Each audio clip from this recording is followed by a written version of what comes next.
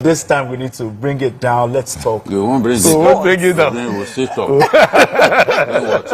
I'm bringing nothing down. If it's about talking about our country, I have no restraint. Yes, but we are passionate about it. I understand. I understand. It is normal for us. Even the president knows that. Exactly. But let's move straight to our final conversation this time. For most soccer enthusiasts in Nigeria, the appointment of a head coach or technical advisor for the men's senior national team, the Super Eagles, is one of the most controversial. The appointment of a former Malian manager, Chelle, as the head coach for the Super Eagles has attracted widespread criticism, especially from Nigerians who want a better coach to revive the team. With the Super Eagles not winning any of their opening 4 games and sitting 5th in the group, which has Benin Republic, Lesotho, Zimbabwe, South Africa and Rwanda, many people wonder if Chelle is the right choice to change that fortune. BQ, looking at the managerial statistics of the new coach, out of 159 matches, he has won 70, he's drawn 42, he's lost 47. This is not encouraging at all. But BQ, what do you think? See, I don't want people to see me as discriminatory. Okay. And let's not forget that Mali allowed Stephen Keshi to coach their national team. And that's a Nigerian. At least he was our captain, and he went to Mali and he was their coach. We've seen Amuneke also coach Tanzania. But I believe that Nigeria's football history is very rich. You can't even compare it to that of Mali. I believe that we should be able to find, if we want an indigenous coach, we should be able to find one from the ranks of Nigerian coaches. We should be able to find one. But again, when I look at what we have left in terms of the precarious situation, look at the matches we have left in the World Cup qualifier, we are in a very precarious situation. It's almost impossible for us to qualify for the World Cup, which was next year. Maybe they just want to use this man as a stopgap, perhaps. Exactly. So I don't understand. Okay. Honestly. All right. Maybe in just 1 minute we have a Zoom guest waiting. But what are your thoughts on it? Just in 1 minute. I just don't know why the NFF decided to go out, because I feel that Eguavon still has something for him to deliver. So why not give him the chance? I still believe in Nigerian coaches. So let's argue, because I need to hear what he has to say. All right, joining us. Maybe he has a difference. Joining us from our Abuja studio for more discussion on this issue is the chairman of Kogi State Football Association, Hassan Wada. Thank you so much for joining us, sir. Hassan, you are welcome. Thank you so much, and Happy New Year to the team. Yes, Happy New Year. Exactly. First of all, what do you make of the appointment of Chelle? Do you think is the best decision by the NFF? When you look at football, there's never a time you say you've made the best decision until you achieve the anticipated results. But for now, it is the right decision, because to select a coach for the national team is not done by an individual. It involves a lot of persons that are members of the technical committee. A lot of them have experience in football administration, former players, former coaches, and all of that. And if you know, this process has been ongoing since the 2024 Summer Olympics.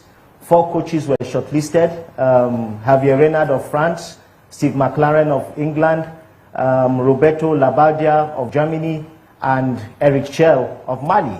We couldn't afford the bills for Javier Renard, so we had to let him go. And Steve McLaren quickly signed with Jamaica, so we're left with Labadia and Chelle. And Labadia, after we reached an agreement with him, at the last minute now said that he wanted Nigeria to pay his taxes both in Nigeria and in Germany. So the NFF had to back out of the contract. And that was why the NFF had to appoint Austin Eguavon in an interim capacity. And Eguavon's tenure was just to last during the duration of the African Nations Cup qualifiers, which we successfully qualified. So the NFF, in its wisdom, looked at the situation on ground and decided to go for Chelle. we must also note that there's also the financial implications. At this point in time, we know what is going on in the country in terms of our economy. So the NFF had to go with what was comfortable with their pockets, and that's how they narrowed it down to him. You know, it wasn't just an individualistic decision. It was a holistic decision that was done by the technical team of the Nigerian Football Federation. So this, what you're saying, this is really a matter of affordability. Mm-hmm. So it's the cheapest that went for. So they are popular way. That's what they went for. Wada? Well, I wouldn't say just a matter of affordability. Eric Chelle has the required capacity to coach the Nigerian Super Eagles. I want to take us down memory lane.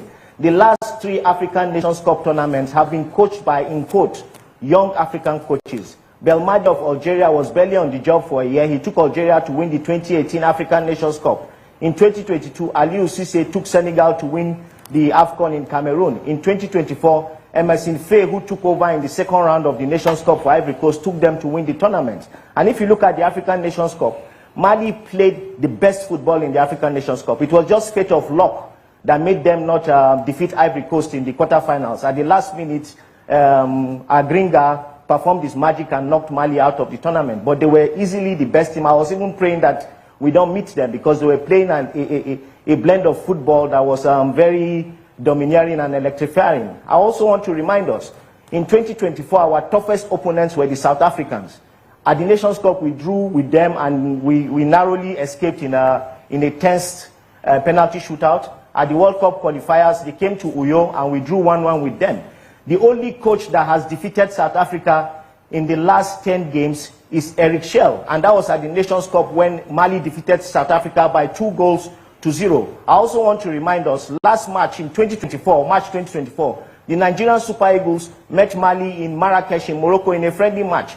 Mali defeated us by 2-0, and Eric Chelle was the coach who led the team. So I don't want us to spend too much time saying that he's a young coach, he doesn't have the required experience. Football is a very dynamic game. Now, what you need are young coaches who can infuse their style urgently into the team so that we can achieve results. I believe that if given the right environment to work and also allow him select his coaches and also give him a stable contract, which I know has been done, we will achieve the right results. We will qualify. I don't want us to lose hope saying that we cannot qualify for the World Cup. I believe that most Nigerians, their New Year resolution was to see how to pray that Nigeria qualifies for the World Cup. We'll qualify for the World Cup. Yeah, I know, because I like being given that precarious position exactly that we find ourselves. Do you want to take a bet that we will qualify? We'll qualify. Rwanda, Zimbabwe.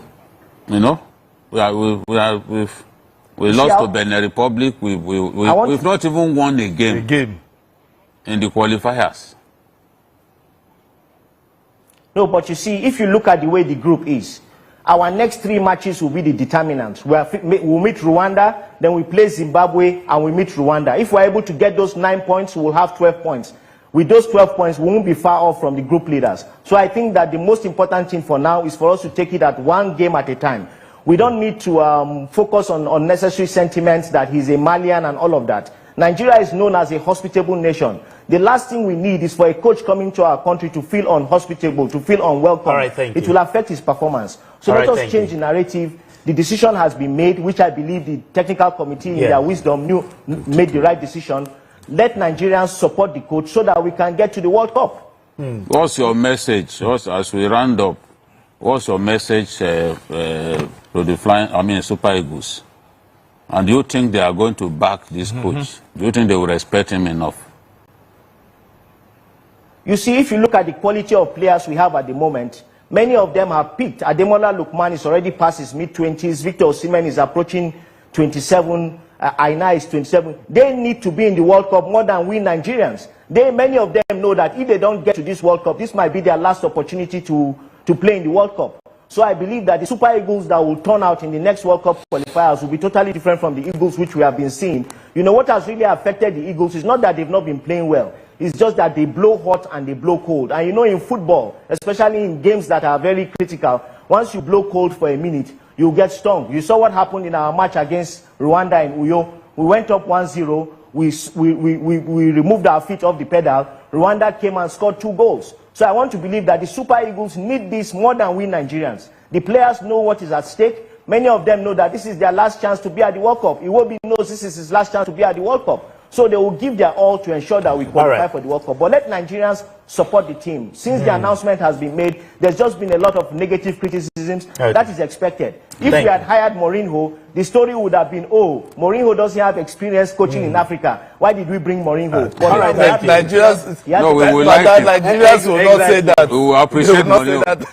But anyway, thank you so much, Hassan Wada. Hassan Wada is the chairman, Kogi State Football Association. Thank you so much for having this conversation with us.